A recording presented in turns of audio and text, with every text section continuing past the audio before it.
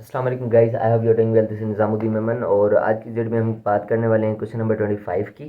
पर 25 में हमें वही कह रहा है जीसीडी निकालें इन सवालों की। जीसीडी आपको समझा दिया है 24 में, इस तरीके से इसकी भी निकलेगी। 26 पर आते हैं। 26 जो है वो कह रहा है कि what is the least common multiple of each of these pairs in exercise 24। Exercise 24 में जो सवाल दिए गए हैं उनके लीस्ट कॉमन मल्टीपल निकालें, मतलब एलसीएम निकालें। और 27 कह रहा है 25 में जो सवाल दिए गए हैं ये 25 है, तो अब मैं इनके एलसीएम निकाल के आपको शो करवा देता हूँ, ठीक है। तो what is the least common multiple of each of these following. तो मैं पार्ट नंबर ए लिख लेता हूँ। क्वेश्चन नंबर 27 में जो एक्सरसाइज 25 के सवाल हैं, ठीक है, जैसे कि पार्ट 1 है 3 power 7 into 5 power 3 into 7 power 3 comma 2 power 11 multiply 3 power 5 into 5 power 9। तो हमें एलसीएम निकालना है, लीस्ट कॉमन मल्टीपल। हमें क्या निकालना है? लीस्ट कॉमन मल्टीपल निकालना है। एलसीएम हम किस तरीके से निकालते हैं, एलसीएम को ज़रा समझिएगा। सबसे पहले हम बात करने वाले हैं, ये एक नंबर है और ये दूसरा नंबर है। अब इसमें 3 आ रहा है डायरेक्टली, इसमें 2 आ रहा है। अब इसमें 2 आ ही नहीं रहा है, तो जो नहीं आएगा वो हम क्या करेंगे, नॉन कॉमन फैक्टर कहलाएगा। जो नहीं आ रहा वो हमारा क्या कहलाएगा, यूँ समझे नॉन कॉमन फैक्टर कहलाएगा। तो 2 पावर 11 ये सारा ही पिक किया जाएगा। और जब 3 आ रहा है तो 3 यहाँ पर भी आ रहा है। अब 3 का हम क्या करेंगे, हाईएस्ट पावर चूज़ करेंगे। उसमें लो पावर चूज़ कर रहे थे, लीस्ट पावर चूज़ कर रहे थे। जैसे कि यहाँ पर 3 पावर 5 है, यहाँ पर 3 पावर 7 है। जो हाईएस्ट होगा 3% वो चूज़ करना है हमने।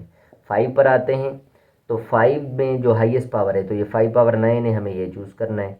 इसी तरीके से यहाँ पर 7 पावर 3 है, यहाँ पर 7 है ही नहीं, तो 7 पावर 3 भी आएगा हमारा। तो ये हमारा जो होगा क्वेश्चन नंबर मैंने किया है 27, जिसका ये हमारा क्या निकलेगा, एलसीएम निकलेगा। मैं आंसर को फिर भी वेरीफाई कर लेता हूँ। मेरे पास आंसर्स हैं इसके 1014। ओके 4.3 का कौन सा सवाल है, 27 में हमारा आंसर आ रहा है 2 पावर 11, 3 पावर 7, 5 पावर 9 और 7 पावर 3। तो बिल्कुल इसी तरीके से ये हमारा आंसर है। मैं इसको हाईलाइट करके चेक करवा देता हूँ। इसमें क्या करेंगे, आप हाईएस्ट पावर्स चूज़ करेंगे। 2 पावर 11, 3 पावर 7, 5 पावर 9, 7 पावर 3, जो कि हमने आंसर्स पहले से निकाल रखा है। तो एलसीएम हमारा ये है। तो हम चलते हैं नेक्स्ट क्वेश्चन की तरफ, 312 पेज पर। तो अगर हम इसका कोई और सवाल भी देखें तो एक सवाल और देख लेते हैं। कौन सा देखें जिसमें इशू भी आए थोड़ा बहुत, जैसे कि एफ पार्ट भी इसी तरीके का है, जैसे थोड़ा सा सोचने पे मजबूर करेगा हमें। 4 टाइम्स 1 0, 4 टाइम्स 1 0, इन दो नंबर्स का एलसीएम क्या आएगा, इन दो नंबर्स का एलसीएम क्या आएगा। तो मेरे ख्याल से बस यही एलसीएम आ जाएगा, 1 1 1। तो एक ऐसा नंबर जो इन दो नंबर्स को डिवाइड करे, ठीक है, एक ऐसा नंबर जो इन दो नंबर्स को डिवाइड करे, तो वो नंबर होगा। इसके वैसे फैक्टर्स हमने निकाले थे, याद है, 11 मल्टीप्लाई 101 थे, ठीक है। तो बस यही हमारा नंबर होगा या ये होगा। अब 0 को तो हर नंबर डिवाइड करता है, ये नंबर भी डिवाइड कर लेगा। तो मेरे ख्याल से एलसीएम ये होना चाहिए। फिर भी वेरीफाई कर लेते हैं। 1015 पेज लिखा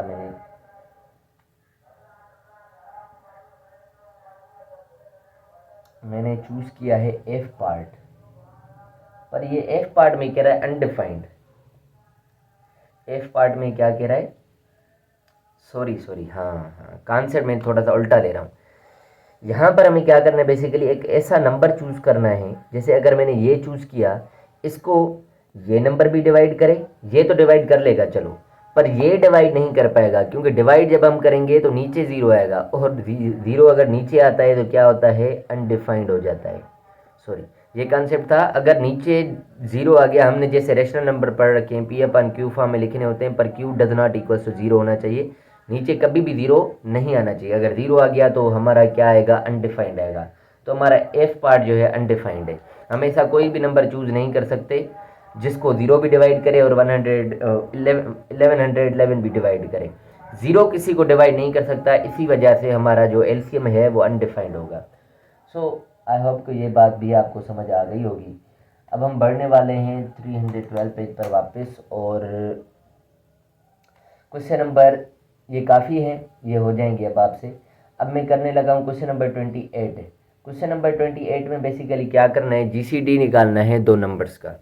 अब जीसीडी के लिए हमें वर्किंग करनी पड़ेगी।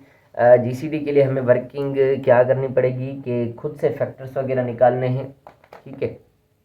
अच्छा, फाइंड जीसीडी एंड एलसीएम, ये दो नंबर है, इनका जीसीडी भी निकालना है और एलसीएम भी निकालना है, और हमें ये रिलेशन वेरीफाई करना है, ठीक है, कि जीसीडी मल्टीप्लाई एलसीएम बराबर होता है 1000 मल्टीप्लाई 625, कि ये दोनों साइड्स बराबर होंगी। हमें क्या करना है, वेरीफाई करना है। क्वेश्चन नंबर 28 है, बिल्कुल आसान सा सवाल है। जीसीडी हमें निकालना है 1000 और 625 का। तो सबसे पहले मैं क्या कर रहा हूँ, इनके फैक्टर्स अलग-अलग निकाल देता हूँ, वो हमें जीसीडी में भी काम आएंगे और एलसीएम में भी काम आएंगे। एलसीएम भी निकालना है इसका, ठीक है, और जीसीडी भी निकालना है। तो 2 की टेबल 500 टाइम्स, 2 की टेबल 250 टाइम्स, 2 की टेबल 125 टाइम्स, फिर लगेगी 5 की टेबल 25 टाइम्स, फिर 5 की टेबल 5 टाइम, 5 की टेबल 1 टाइम, और 625 पर हम टेबल लगाएंगे जब, तो 5 की टेबल 125 टाइम्स, 5 की टेबल 25 टाइम्स, 5 की टेबल 5 टाइम्स, 5 की टेबल 1 टाइम, ये टेबल्स लग गई। अब हम क्या करेंगे, जीसीडी निकालने के लिए जो कॉमन फैक्टर होते हैं वो निकालने होते हैं। तो कॉमन फैक्टर क्या है भाई, एक ये 5 है, एक ये 5 है, दूसरा दूसरा तीसरा तीसरा, तो 3 5, 5 मल्टीप्लाई 5 मल्टीप्लाई 5, ये हो जाएगा जीसीडी। 555 को मल्टीप्लाई करेंगे 125 आएगा, जो कि हमारा जीसीडी के बराबर है। इसी तरीके से अब हम एलसीएम लेने वाले हैं। एलसीएम में हम बेसिकली क्या करते हैं, कॉमन फैक्टर को मल्टीप्लाई करते हैं नॉन कॉमन फैक्टर के साथ। सो कॉमन फैक्टर तो हमने ये निकाले हैं भाई, 555 कॉमन फैक्टर्स हैं जो आ गए, जो हमने सिलेक्ट कर लिए। अब नॉन कॉमन फैक्टर्स कौन से हैं वो चूज़ करने हैं। एक 5 इसमें है, नॉन कॉमन है, जो कि इसमें दूसरा 5 नहीं है, और 3 2 ये हैं जो कि नॉन कॉमन फैक्टर्स हैं। तो ये 3 2 हमने चूज़ करने। इनकी प्रोडक्ट आ रही है 125, और 2 time 2 is 4, 4 time 2 is 8, 8 time 5 is 40। तो 40 को जब हम 125 से मल्टीप्लाई करेंगे तो मेरे ख्याल से 1000 आएगा, फिर 1000 के थे ऊपर आएगा।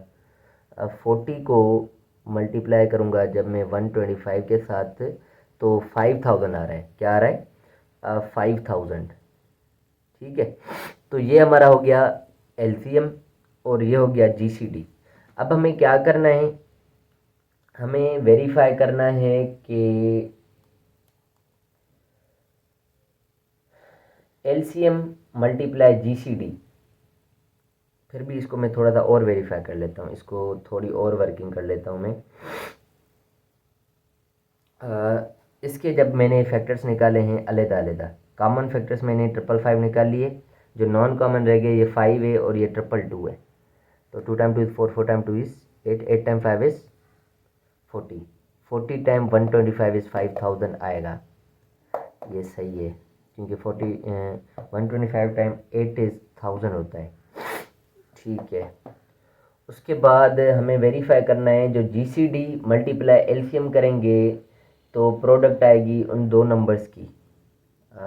तो यहाँ पर अगर मैं ये रिलेशन लिखूँगा, जीसीडी मल्टीप्लाई एलसीएम बराबर आना चाहिए, जो दो नंबर्स हैं उसको मल्टीप्लाई करें 625 से, तो ये दोनों बराबर आने चाहिए। पर मेरा जीसीडी यहाँ पर निकला है 125 और एलसीएम निकला है मेरा 5000, ठीक है, हाँ ठीक है। और यहाँ पर जो मेरा ये नंबर है 1000 और 625, इसको जब 625 को जब हम 1 से मल्टीप्लाई करेंगे 625 और 000 आ जाएगा पीछे, तो 000 आ गया पीछे। इसी तरीके से 5 टाइम 125 करेंगे तो 625 आ जाएगा और ये 000 पीछे। तो बिल्कुल ये आंसर्स हमारे क्या हो रहे हैं, वेरीफाई हो रहे हैं। ये आंसर्स हमारे क्या हो रहे हैं, वेरीफाई हो रहे हैं। अगर आपको मल्टीप्लिकेशन वर्किंग करनी है तो आप कर सकते हैं कि भाई मैंने 1000 को मल्टीप्लाई कर दिया 625 से, तो 625 और 000 आ गया पीछे, ठीक है, ये सही है बिल्कुल।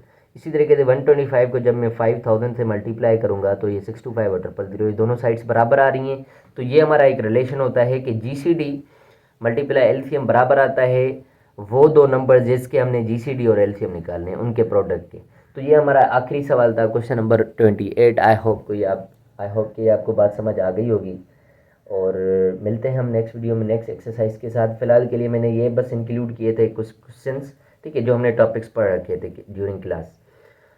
बाकी हम नेक्स्ट वीडियो में मैं क्वेश्चन नंबर एक्सरसाइज 4.6 के कुछ क्वेश्चंस करवा दूंगा। तो हमारा ये जो है 4 चैप्टर भी मुकम्मल हो जाएगा। तो thank you so much for watching my videos. Allah हाफिज़।